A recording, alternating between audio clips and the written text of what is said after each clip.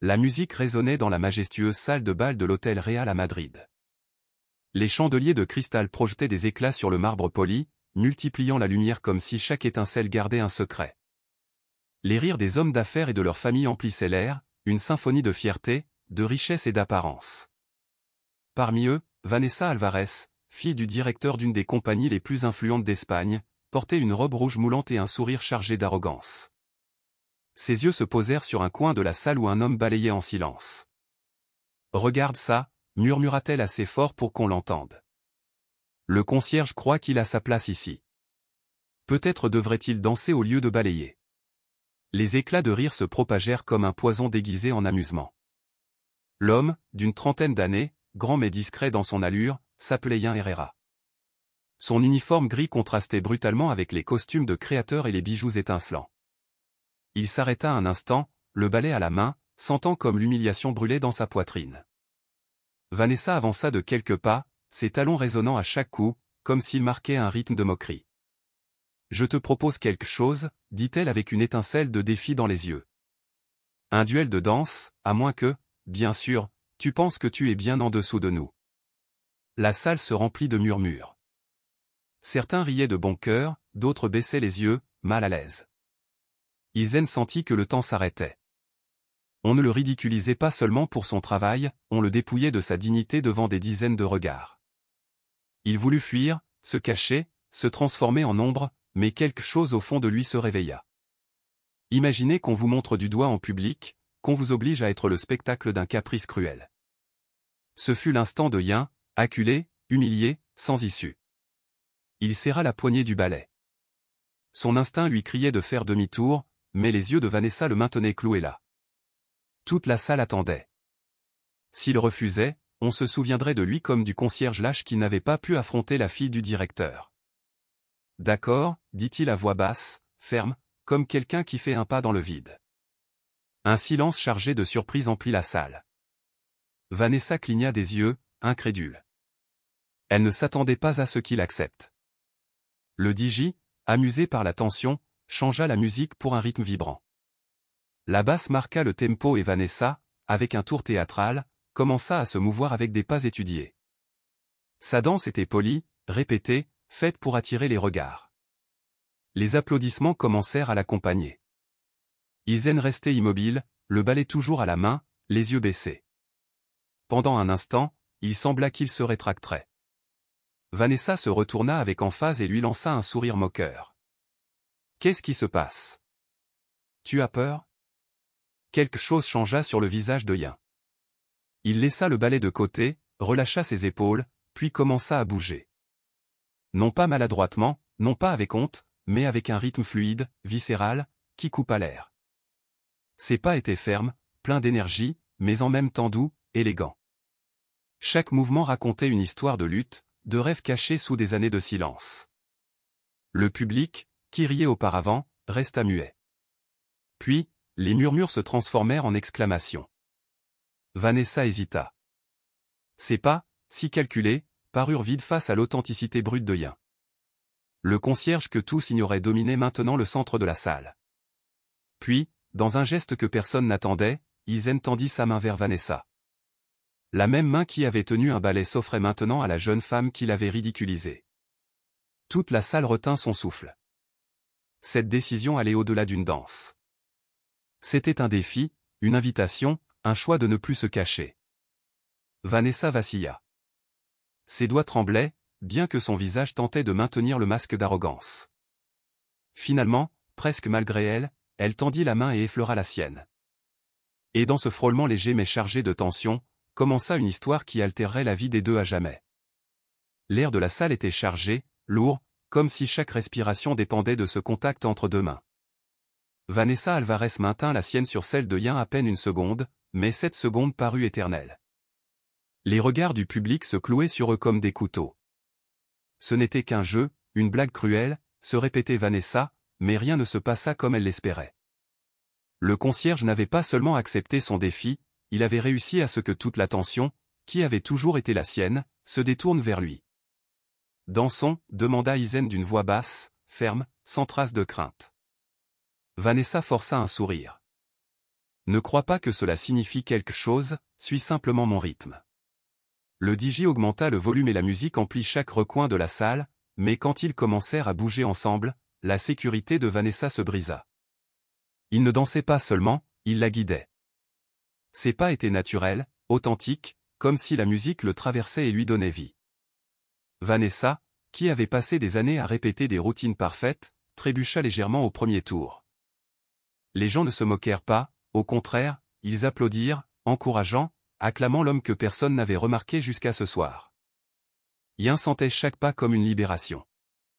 Il ne dansait pas pour Vanessa ni pour le public. Il dansait pour lui-même, pour ce jeune homme qui, des années auparavant, avait rêvé de vivre de la danse avant que les dettes et la vie ne le traînent à nettoyer des sols pour survivre. Chaque mouvement était un cri de dignité, une affirmation qu'il existait encore quelque chose en lui qu'on ne pouvait pas écraser. Vanessa, en revanche, brûlait de l'intérieur.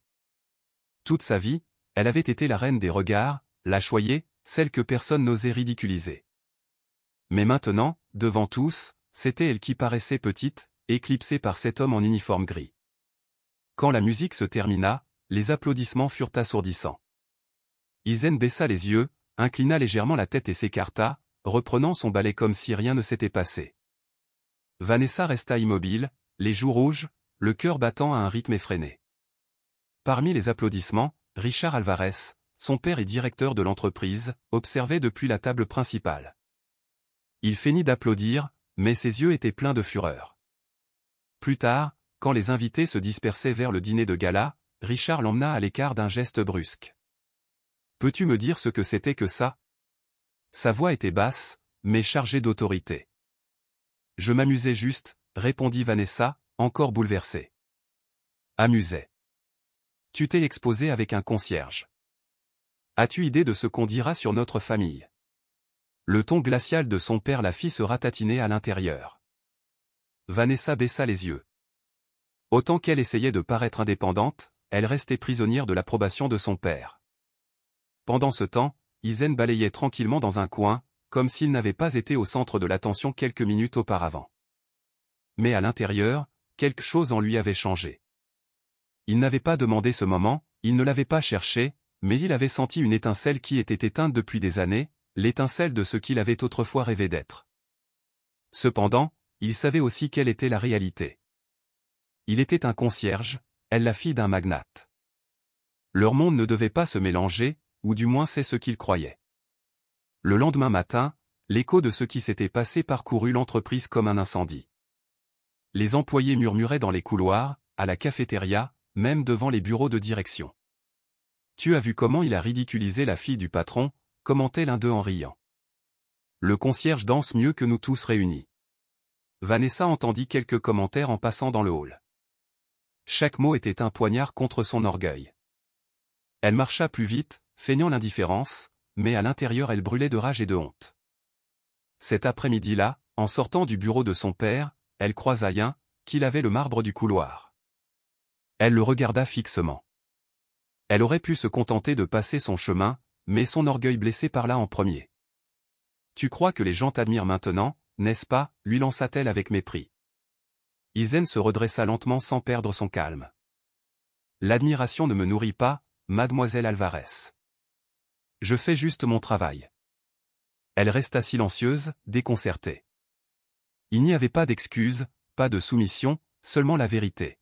« Tu devrais connaître ta place », insista T.L., plus pour protéger son propre ego que pour le blesser. Ian la regarda avec sérénité et répondit, « Et vous devriez connaître la vôtre. Être au-dessus ne signifie pas être meilleur. » Ces mots frappèrent plus fort que n'importe quelle moquerie. Vanessa fit demi-tour, le cœur battant la chamade. Personne ne lui parlait ainsi, pas même son père. Mais cette nuit-là, alors qu'elle essayait de dormir, l'écho de sa voix résonnait encore dans son esprit et pour la première fois, sa fierté ne lui apporta aucun réconfort. Izen retourna cette nuit-là dans son petit appartement à la périphérie de la ville. Les murs nus semblaient l'enfermer dans un silence trop grand, rompu seulement par le bourdonnement d'un vieux réfrigérateur. Sur une étagère poussiéreuse, il y avait un cadre fêlé avec des photographies jaunies. L'une d'elles montrait un jeune Izen sur une scène, vêtu d'un costume de danse, figé au milieu d'une pirouette parfaite, avec un sourire radieux et un trophée dans ses mains. À ses côtés, une partenaire de danse brillait avec la même passion dans les yeux. Izen passa ses doigts sur la surface du verre. Cet homme sur la photo lui paraissait étranger, un fantôme de ce qu'il avait été autrefois, un rêveur, un danseur, un homme qui croyait qu'avec des efforts et de la discipline, il pouvait conquérir le monde. Mais les rêves ne payaient pas les factures. La maladie de sa mère, les dettes, les nuits entières à travailler pour survivre l'avaient poussé à accepter n'importe quel emploi, même balayer les soldes de ceux qui l'applaudissaient autrefois. Et pourtant, ce soir-là, dans la salle de bal, devant Vanessa, il avait senti quelque chose qu'il croyait enterré pour toujours. Le rugissement de la foule, le silence expectatif avant un mouvement, la liberté de parler avec le corps sans avoir besoin de mots. Cet instant l'avait marqué. L'humiliation s'était transformée en une étincelle dangereuse, en espoir. Pendant ce temps, Vanessa n'arrivait pas à trouver le sommeil. Son lit de soie et le luxe de sa chambre ne parvenaient pas à calmer la tempête dans sa poitrine. Elle fermait les yeux et voyait Yin danser, l'assurance dans ses pas, la façon dont la foule l'avait acclamé. Et puis elle voyait le regard déçu de son père, un souvenir qui pesait plus lourd que 1000 commentaires extérieurs. Le jour suivant, Vanessa tenta de se réfugier dans sa routine. Réunion de mode, déjeuner de charité, dîner avec des amis qui ne faisaient que rire de l'incident. « C'est vrai que le concierge t'a volé la vedette ?» demanda l'une d'elles avec une moquerie à peine dissimulée. « On dit qu'il danse mieux qu'un professionnel », ajouta une autre en riant. Vanessa força un sourire en feignant l'indifférence, mais à l'intérieur elle se brisait. Ce n'était pas seulement le ridicule. C'était la première fois de sa vie qu'elle sentait que quelqu'un avait exposé la fragilité qu'elle cachait toujours sous des couches d'arrogance. Pendant ce temps, Yin continuait à travailler en silence. Il ne parlait pas de la danse, ne répondait pas aux commentaires, ne cherchait pas l'attention, mais sans le vouloir, il était devenu un symbole. Le concierge qui dansait, l'homme qui avait affronté, bien que sans le vouloir, l'héritière. Un jour, en se croisant dans le couloir, Vanessa ne put se contenir. « Tu te crois meilleur que moi maintenant ?» lança-t-elle avec une rage contenue. Izen posa le balai, s'essuya calmement les mains et la regarda fixement. « Je ne suis ni meilleur ni pire, je suis juste moi. Et vous, eh bien, peut-être ne savez-vous pas encore qui vous êtes vraiment. » Ces mots si simples tombèrent sur elle comme un poids insupportable. Pour la première fois, Vanessa resta sans réponse. Elle se retourna sur ses talons et s'éloigna, mais ses pas résonnaient comme des coups de marteau sur le sol. Cette nuit-là, devant le miroir de sa chambre, elle se regarda attentivement. Elle vit la robe parfaite, le maquillage impeccable, l'apparence d'un contrôle absolu. Mais derrière tout cela, elle vit un vide qu'elle ne pouvait plus nier. « Qui suis-je sans tout ça ?» murmura-t-elle à son propre reflet. Et elle n'eut pas de réponse. Izen ne retourna pas à la salle de gala la nuit suivante. Il ne voulait pas entendre des éclats de rire déguisés en courtoisie, ni voir des robes brillantes, ni sentir le poids des chandeliers dorés éclairant des gens qui le regardaient comme s'il n'existait pas. Au lieu de cela, ses pas le conduisirent à un vieux centre communautaire caché entre des bâtiments usés par le temps. L'endroit sentait le bois et les souvenirs. Les miroirs étaient fissurés. Le sol en parquet portait les marques de centaines de chaussures oubliées. Là, des années auparavant, il avait enseigné la danse aux enfants du quartier avant que la vie ne l'oblige à échanger la musique contre des ballets. Cette nuit-là, poussé par une impulsion qu'il ne comprenait même pas, il alluma une vieille chaîne hi-fi. Les haut-parleurs crépitèrent, puis laissèrent échapper une mélodie douce, presque timide. Izen ferma les yeux et dansa. Il n'y avait pas de public, pas de moquerie, pas de Vanessa, seulement lui et son reflet brisé dans le miroir. Ses mouvements étaient maladroits au début, rouillés par les années, mais petit à petit son corps se souvint. Chaque pirouette desserrait les chaînes invisibles qui l'attachaient. Chaque pas libérait une partie de lui-même qu'il avait enterrée. La sueur coulait sur son front, sa respiration s'accélérait et pourtant, il sentait une paix qu'il n'avait pas ressentie depuis longtemps. Quand la musique se termina, il resta en silence, debout au milieu de la salle, la poitrine agitée et l'âme vibrante. Il sourit à peine un peu. Pour la première fois depuis des années, il ne se sentit pas comme un concierge. Il se sentit comme Izen, l'homme qui était né pour danser.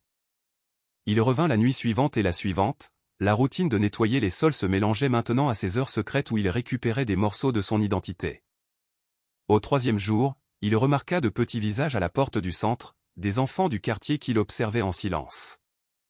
Leurs yeux brillaient de curiosité. Au début, il les chassa d'un geste timide, mais l'un d'eux, une petite fille aux tresses ébouriffées, fit un pas en avant. « Pouvez-vous nous enseigner » demanda-t-elle d'une voix tremblante. Izen sentit un nœud dans sa gorge. Son premier réflexe fut de nier, de fuir, de retourner au silence. Mais cette demande brisa une barrière invisible. Il hocha la tête. Et ainsi, peu à peu, la salle se remplit à nouveau de rires, de trébuchements, de pas maladroits et de petits rêves. Il ne dansait plus seul, il enseignait, partageait, redonnait vie à un lieu oublié. Pendant ce temps, Vanessa essayait de reprendre sa vie. Dîners élégants, café avec des amis, photos parfaites sur les réseaux sociaux, mais tout avait le goût du vide. Chaque fois qu'elle riait en société, elle sentait l'écho du rire cruel qu'elle avait partagé au gala. Et chaque fois qu'elle se regardait dans le miroir, elle se souvenait des paroles de Yin. Peut-être ne savez-vous pas encore qui vous êtes vraiment. Un après-midi, en conduisant dans la partie la plus humble de la ville, elle s'arrêta sans y penser devant le centre communautaire. De sa voiture, elle vit un groupe d'enfants rire, danser, trébucher entre eux. Et au milieu, il était là, ce n'était pas le concierge invisible ni l'homme humilié. Là, il était un maître, un leader, un homme épanoui. Vanessa n'entra pas. Elle resta à regarder à travers la fenêtre, le cœur battant fort. Dans sa poitrine grandissait quelque chose d'étrange, de l'envie, de l'admiration, du désarroi. Il n'avait rien de ce qu'elle avait, ni richesse, ni renommée, ni reconnaissance, et pourtant, il semblait posséder quelque chose qu'elle n'avait jamais ressenti. La liberté. Cette nuit-là, devant le miroir de sa chambre, elle ne put plus éviter la question qui martelait son esprit depuis des jours. Qui suis-je sans le nom de famille? Sans les robes, sans l'ombre de mon père? Et pour la première fois de sa vie, Vanessa comprit qu'elle n'avait pas de réponse. Les semaines passèrent et le centre communautaire se transforma. Ce qui avait commencé avec quelques enfants curieux se transforma en un espace plein de vie. Des parents reconnaissants offraient de petits dons. D'autres peignaient les murs, réparaient les miroirs ou nettoyaient avec Yin après les cours. La salle n'était plus un lieu oublié, c'était un battement de cœur, un cœur au milieu du quartier. Izen chaque soir s'étonnait de lui-même. Il était passé de balayer des couloirs silencieux à guider des pas maladroits qui se transformaient en chorégraphie pleine d'espoir. Et en voyant ses enfants sourire, quelque chose en lui guérissait. Chaque pirouette, chaque rire était un rappel qu'il avait encore un but. Vanessa, en revanche, sentait que son monde s'écroulait.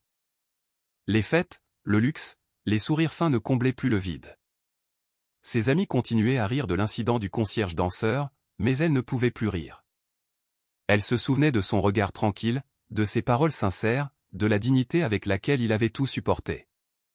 Et chaque souvenir était un miroir inconfortable de la femme qu'elle était et de la femme qu'elle voulait être.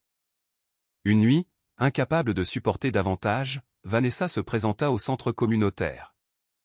Elle ne portait pas de robe de créateur ni de bijoux brillants, seulement un jean, des baskets et un chemisier simple. Yin était en train de balayer le sol quand il la vit à la porte. « Je ne suis pas venue me moquer », dit-elle à voix basse avant qu'il ne puisse dire quoi que ce soit.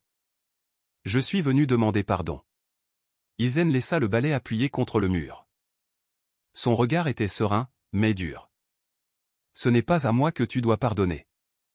C'est à toi-même. » Vanessa déglutit, ses yeux brillants de larmes contenues. « Je le sais et j'essaie de changer. Je te remercie juste parce que ce soir-là, tu m'as obligé à voir qui j'étais vraiment et je n'ai pas aimé ce que j'ai vu. » Le silence s'étendit. Yin fit un pas vers elle. Il n'y avait pas de reproche dans sa voix, seulement la vérité. « Alors change-le. Pas pour moi, pas pour ce qu'on dira, mais pour toi. » Les larmes finirent par couler sur ses joues. Pour la première fois, Vanessa ne se sentit pas comme la fille d'un directeur, ni comme la femme parfaite de la société.